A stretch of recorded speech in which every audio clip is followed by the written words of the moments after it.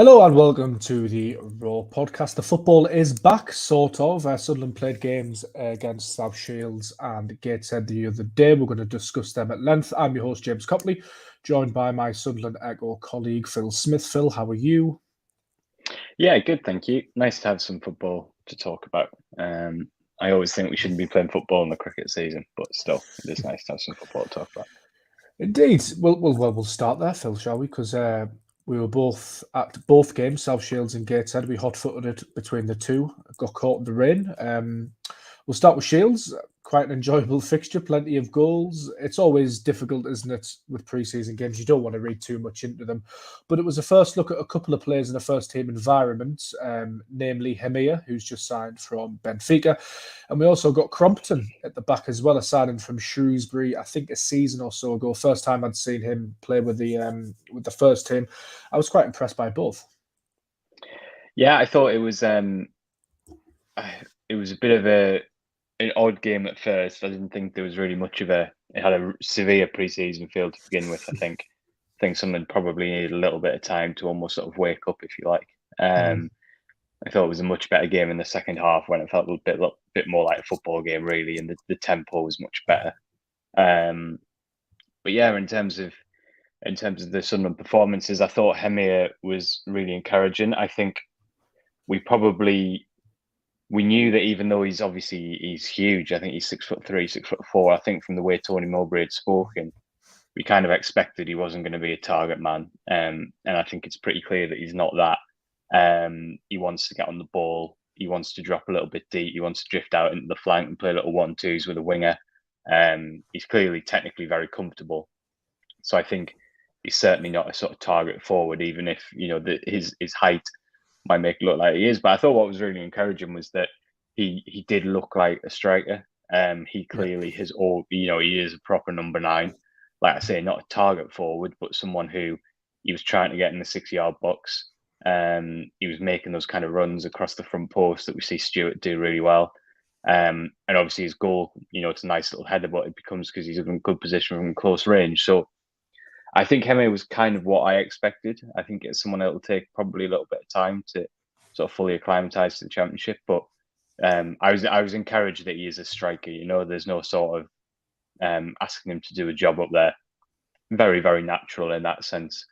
And so that's pretty encouraging, I think. Yeah, I like the look of him. As you said, he dropped deep quite often. Seems very technically gifted, took his goal well. It's always better for a striker to score, get off the mark. Obviously, that doesn't mean his Sunderland career is going to be a roaring success. We know that. But yeah, promising signs. I thought the other standout performer, Phil, was Jack Clarke. Clipped the bar twice in the first half, got 2 goals in the second. By far and away, the best player on the park. Looked the most technically gifted player on the park.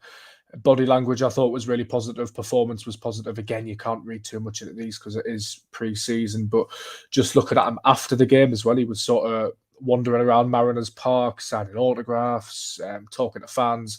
That, to me, doesn't look like a player that wants away. Obviously, Tony Mowbray backed that up. We also heard from Ian Hart, his agent, earlier on in the summer. Clarke seems very happy at Sunderland amid those Burnley bids, and the signs at the moment are quite encouraging. Yeah, I think that thought just as an aside, I thought probably the other standout player was Lyndon Gooch, which I think is probably worth mentioning. I thought his not really a surprise, but his attitude and his application in the game probably stood out, I think, in his strength as well. A player who I think gets taken for granted a bit sometimes, in my opinion. But in terms of Clarke, yeah, I think we've got a pretty good understanding of where things are at with Jack Clarke. I think there's a possibility he goes to the Premier League this summer, because there always is, because there's a prospect that the bid reaches a point where it's potentially too good for a club to turn down. And obviously, there is a big opportunity potentially for a player there to go up to the Premier League and everything that comes with that. But Clarke clearly isn't trying to force his way out. I think that's pretty much obvious. I think he's pretty relaxed. If it's a case of staying at Sunderland for another year or however long it is, I think that's something he's clearly quite happy with. And at the moment, Sunderland don't feel like they've had a bid that particularly makes them feel like they've got a decision to make. So at the moment, I don't think there is obviously some uncertainty, but I don't think there's necessarily a big sort of cloud hanging over, either Clark or Sunderland, and I think his performance, is an indication of that. Obviously, we'll have to wait and see because, as I say, I think the way everybody speaks about it and the way Mowbray spoke about it, nobody's daft. There is an obvious sort of possibility whereby Burnley get their heads together and decide, what, we really want to make this happen, and they come back with a significantly improved offer. And then in that case, we might see things change. But at the moment, the mood seems pretty relaxed about it, I think. Indeed, I think obviously Crystal Palace were said to be interested. I just wonder the situation with Wilf Sahari hasn't quite decided where he wants to go yet. I know he's got an offer from Palace on the table, but there's all sorts of things that can develop later on in the transfer window. Is my point. Sunderland fans were treated to a first glimpse at a few youngsters as well, Phil. There was 2 blocks of substitutions, and then by the end of the game, the 11 was completely different.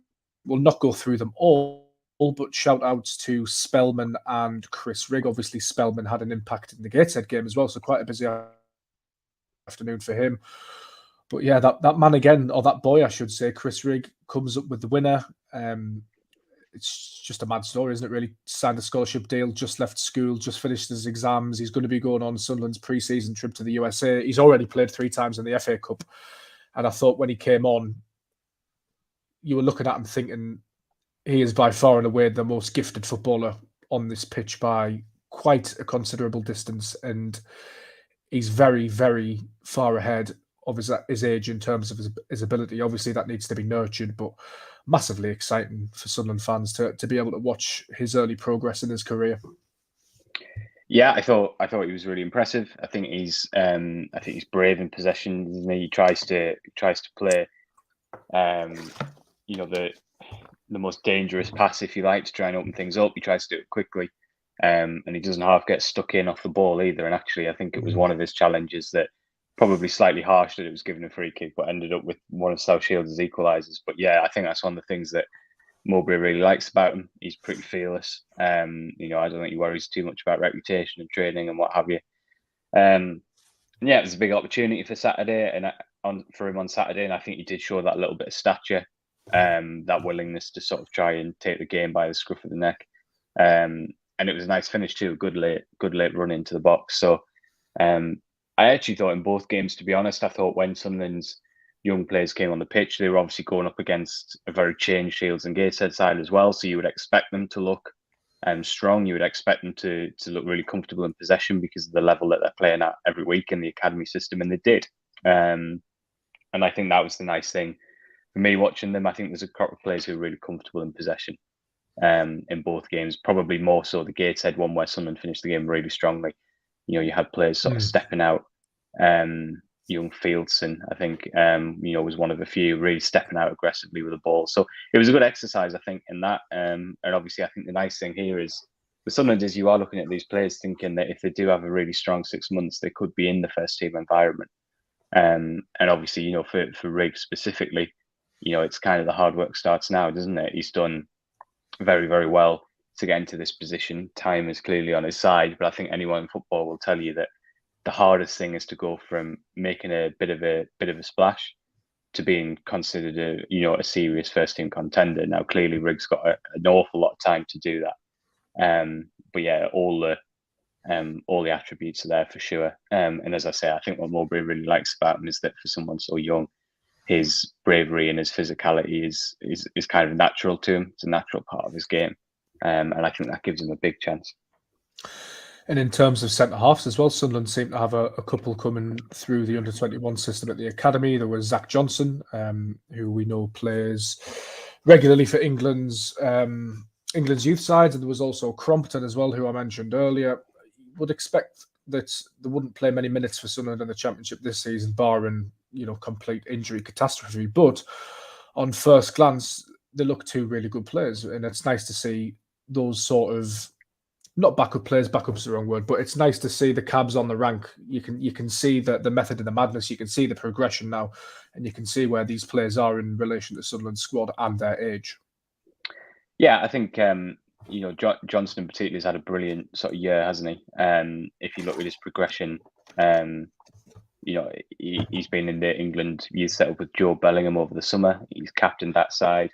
He scored against Newcastle United in the under-21s earlier this year, which is, I think he's a big Sunderland fan, so I think that's the not insignificant part of his story. But I think Johnson's one of the ones where he's really benefited from the fact that Sunderland have got a lot better at pushing players up the age groups early if they're ready. And Johnson's obviously now in a position where, even though he's still only 18, he's been playing in the under-21 for quite a while now. And that's obviously going to serve him really well, sort of pushing up into the first team environment. And I would imagine that he would sort of join Chris Regan and a couple of others in that scenario where we see the bulk of their football played in the under-21s this year. But you would also expect them to drop into first team training on a pretty regular basis, I would suggest. And obviously there'll be things like Carabao Cup, FA Cup, where I would imagine we'll see these players. Obviously, I think the Crew Alexandra, that first round of the Carabao Cup, I think that's only 2 days after the Ipswich game, with Ipswich being 5 o'clock on the Sunday. So you wouldn't be surprised if Mowbray made the best part of 11 changes for that game, and these players are going to come into that thinking. And obviously the other thing is there are 9 substitutes this year. You can still only bring 5 on, but there's 2 more spots.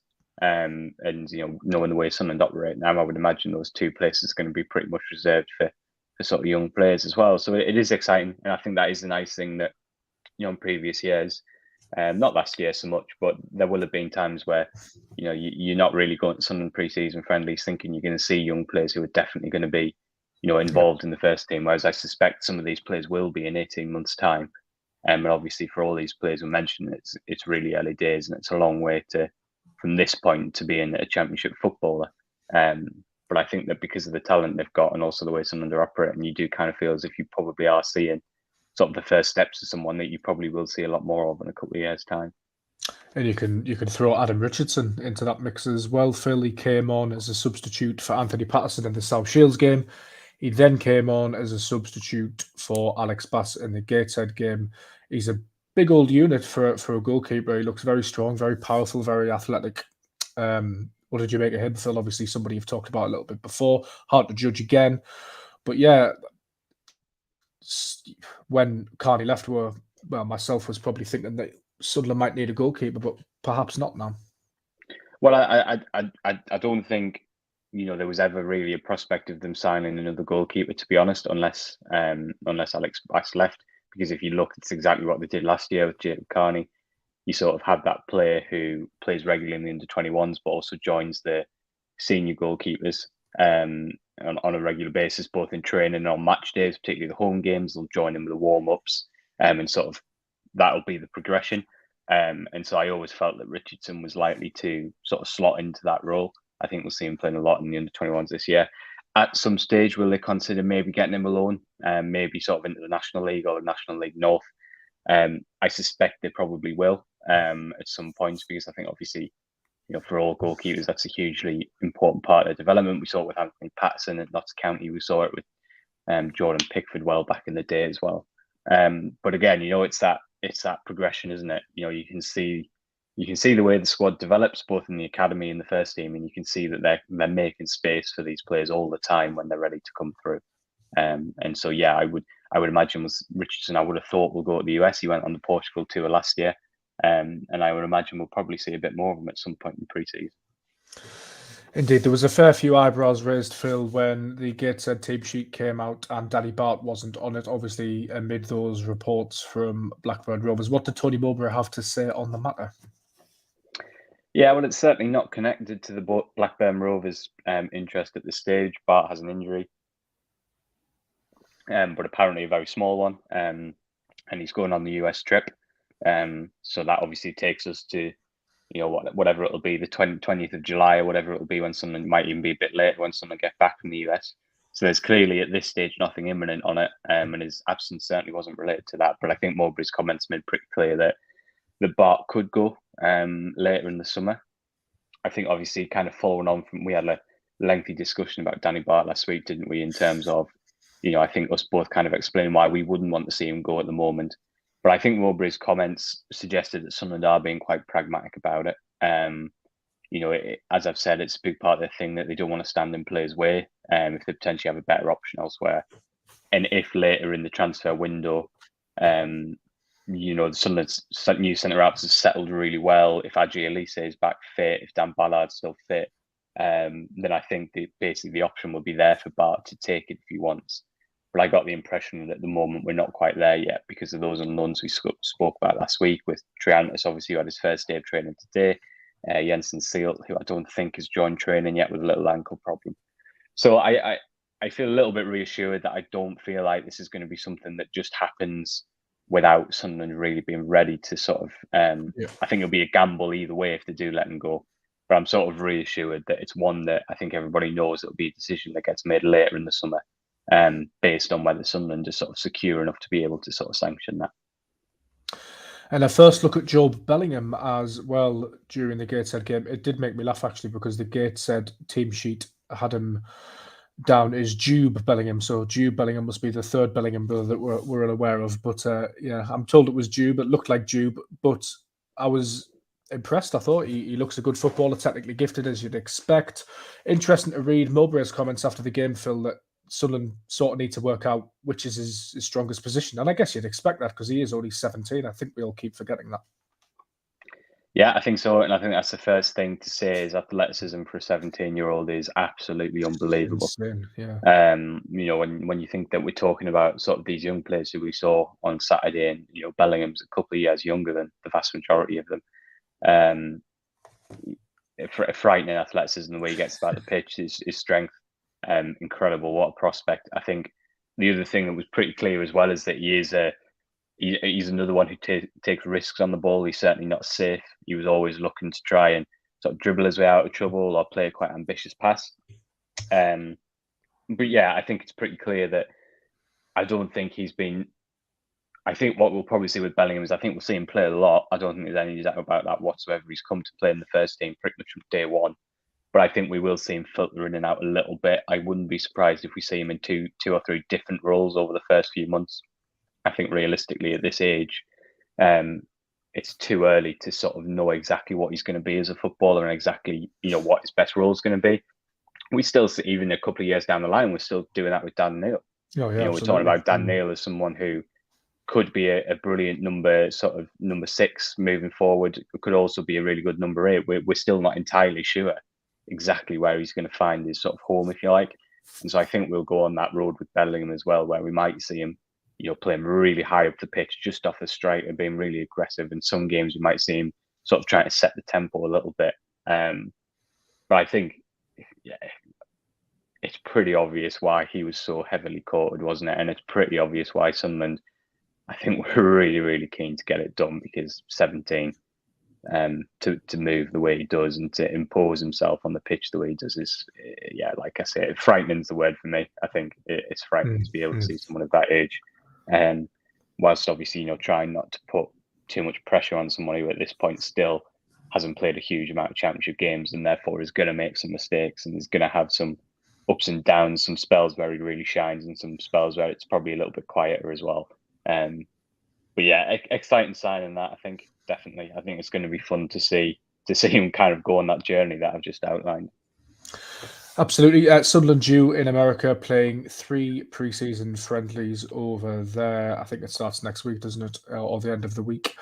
Do you think, Phil, that Sunderland will go over there mob-handed in terms of, I'm thinking of like Alessi, Evans, Stewart, although they're not going to play, I know that, because they're injured and whatnot. But do you think they'll take those players out, or will it sort of be for want of a better word, a cobbled together squad with a few under 21s, under 23s complementing it? I don't imagine the injured players by and large will go out, because I think it's way more productive for them to sort of have an uninterrupted training schedule at home. I think if you look at obviously the logistics of the tour in the US, there's going to be a lot of traveling days. There's going to be a lot of game days, and I think that realistically, if you're in a position where you're trying to step up to get right back to sort of first team level, I think it's probably more useful to just have an uninterrupted sort of training schedule at home. I think it's a little bit of a balance, because obviously one of the reasons why clubs do these trips is for the sort of team bonding aspect of it. You're away, you're all together all day long, and that sort of sets you up for the season. But I think pragmatically, especially with a journey this long, it might be slightly different if you were going to Albufeira, as they have done recently. I think the sensible thing to do is with the likes of Stewart, Evans, Elisa, certainly. I think we'll stay at home. So I think we'll see pretty much the same group that we saw on Saturday, to be honest. I think that'll pretty much be the party that goes out, plus Triantis, who's definitely going. And so I think we'll see a debut from him while the tour goes on, which will be really good. I don't imagine there'll be all of the young players that we saw at the weekend will go, but I imagine a good core of them will. So certainly a lot of the players we've mentioned, Richardson, Chris Riggs, Zach Johnson, and I imagine there'll be another sort of handful as well. But yeah, I think it'll be a slightly smaller group because obviously, he'll want to ensure that across these 3 games, the sort of 20 senior players, if you like, get a good chunk of minutes. That's going to be the main priority. And I'm sure within that, there'll be some small openings for the youngsters to get on, but certainly not to the extent that we saw on Saturday. Absolutely. Well, you can keep up to date with all of that at the Sunderland Echo website. Phil, we'll just touch on him quickly because I don't think we've covered him on the pod from what I could remember. But Bailey Wright left Sunderland. He's now found himself a new club. Real good servant, real good character. Another one of those sort of stick and plasters in case of emergency. Break the Bailey Wright glass or the Luke O'Nien glass. Always gave 100%. My abiding memory of him will be him smiling to the Sky cameras with blood running down his face. Not quite Terry Butcher England style, but in the same sort of ballpark, away at Sheffield Wednesday, having just helped Sunderland secure that all-important Wembley place, which went on to be hugely significant. We'll talk about a player joining a club and then leaving it in a better place. He's certainly done that, hasn't he? Yeah, for sure. I think a really important part of building, I think the stuff that's hard for us to assess, but I think building that's kind of culture, I think, in the dressing room. So when we talked last season about how, in the last stages of last season, about how impressive it was that, Sunderland had such a down-to-earth group of players, and that when there were injuries and when there were obstacles, they seemed to be really resilient and just find a way to get on with it and dig deep in games away from home. I think someone like Bailey Wright is the head of that leadership group, although obviously by that point he'd gone to Rotherham. I think he was such an important part in building that, I think. And I think that's quite a powerful legacy, to actually leave behind. And Luke O'Nien spoke after the game about trying to sort of assume a bit of that responsibility and take some of that on. So yeah, his on the pitch contributions were obviously huge. You mentioned the sort of the playoff campaign, which is absolutely right. Even in the first half of last season, you can actually pick out a few games where Sunderland had injuries and Wright was important in getting points. One that jumped straight in my head is Birmingham away, which was just before the World Cup break, which was a really important 3 points because at that point I think Sunderland was still kind of same distance to the bottom as they were at the top, so it was never entirely sure where they were as a team, and Wright and Birmingham were just hammering long balls forward, and Wright had a steady game from what I remember. It would have been a poor game to lose that with the World Cup coming up in the big break. Yeah, just those little things, in terms of helping that transition to that League One team to the sort of quite free-flowing Championship team that we saw by the end of last year. So I think, yeah, first and foremost, someone who nobody says a bad word about, and that's to his immense credit. But also, yeah, like I say, I think someone who on and off the pitch probably a pretty important part of getting Sunderland from where they were, which was not so good, to sort of where they are now, which is very, very good. And I suppose the challenge for Sunderland really is, as the squad develops, to ensure that they don't lose that essence, that sort of really strong sort of cultural resilience, if you like, and humility that I think Bailey Wright embodied. And that's going to be really interesting over the next few windows as some of these players do move on. And we talked about Danny Bart as another one who I would put in that category. That you bring in the characters who can, yes, all right, might be able to take your football team forward, but also maintain that, something that's been quite powerful, I think, in building that bond between the supporters, which hasn't been there for quite a long time. So, yeah, I think he's leaving primarily. I think it's really important to him that he wants to be in the Australia side. I don't think he feels like he's at the end of his career. And so I think everyone would just wish him well, really, in that going to get that game time he needs and extending that international career, because he certainly deserves that. Absolutely. You mentioned quickly there, Phil, speaking to Luke O'Nien after the South Shields game. He was asked the question where he sees himself playing this season. What answer did he give? Well, I think it looks like he's going to play centre half, doesn't it? But as he said, ask me again in a couple of hours, because especially with Luke, things can change. Listen, I mean, I think a player of that, you just embrace that versatility, really. And we've talked a bit on this pod over the last couple of weeks about, we think Dennis Serkin will be fit to start the season, but Adji Elise definitely won't. So if Serkin had a little setback, At the moment, you'd be looking and thinking, well, it's probably Gooch or 9 at left back. Do you know what I mean? To begin with, so I don't think it would. I think it would be reckless to say, to say that he's found a position permanently. But I think the signs. Every time I've spoken to Tony Mowbray about it over the last 6 months, he seemed very nonplussed by the idea of 09 in midfield. I don't think he sees that at all anymore. I think Luke, we can certainly see he's a defender for sure. Yeah. We might see him shift a little bit within that. But I think he's got a big chance to get in that team on the opening day of the season and stay there as a centre half. He was excellent last year, gets better all the time. And when you think about some of the things we've been talking about, the uncertainty over Bart, Triantis and Seal, how quickly will they settle? When will Seal be fit? And there's an opportunity there for 09 to be ready for sort of day one. And history suggests he's pretty hard to dislodge when he gets his opportunity. So it's going to be really fascinating to watch that develop. Yeah, excuse me, Phil, but I keep thinking of more things to talk about, so I'm going to throw another one at you very quickly again. Last one, I promise. But I thought it was really, really, really promising to see Niall Huggins do so well. Obviously, a lot of injuries during his Sunderland career. Whenever he's played for Sunderland, he's looked really, really good, and it's such a shame that he's had those injury issues because he can play left back and right back, and then he played in midfield against Gateshead, got a goal. Technically so gifted, and if he can stay fit for Sunderland, that's real quality and depth. Yeah, I think Mowbray described him as a bonus ball. I think that's absolutely right. And it's no sort of disrespect to Huggins whatsoever. I think it's just pragmatic. You can't really go into the season at the moment saying, Huggins is one of our definite fullback options. But I think where the luxury is that Huggins is so versatile that I think he is, if he can stay fit, he's never going to be that far off getting in the squad and getting in the team. I think that's the exciting thing for him. He probably knows that he's got a long way to go in terms of sort of proving that he can be considered a robust championship player.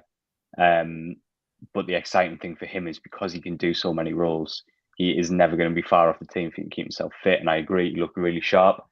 I think last year, the appearances he made, sort of away at Birmingham, the game I mentioned earlier, away at Fulham, the FA Cup, he did really well to his immense credit, but he was trying to get through the games because he had no match fitness and Sunderland were in a position where they needed him to play.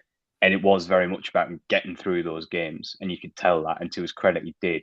But I think that hopefully now, because he's having a full pre-season, he can go well beyond that. We can actually start to see that sort of dynamism that we saw in the early spells of his career.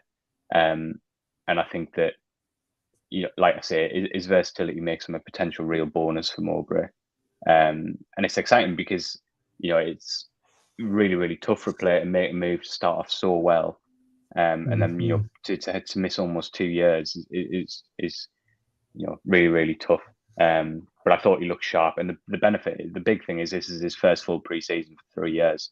Because if you remember, obviously last year he wasn't fit for a pre-season. The year before that, he arrived at Sunderland, but he hadn't been doing pre-season with Leeds because he'd been told he could move elsewhere. So he was basically in a separate group away from the first team. And I don't think that was anywhere near the level of intensity that you need. And that's partially maybe why he got those initial injuries. Might be because he was coming into the League One demands without that pre-season behind him. So if he can stay fit and touch wood, because it would be fantastic to see that.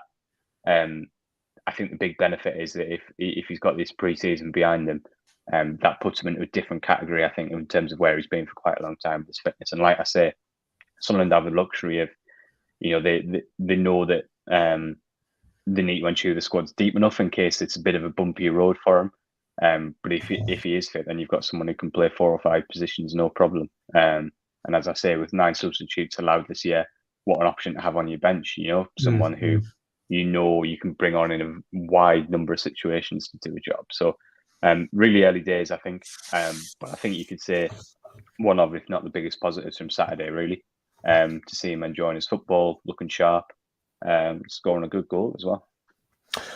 Absolutely right. Well, that does bring an end to this week's edition of the Raw podcast. Sunderland are obviously heading over to America, so you can catch full coverage of them from the Sunderland Echo.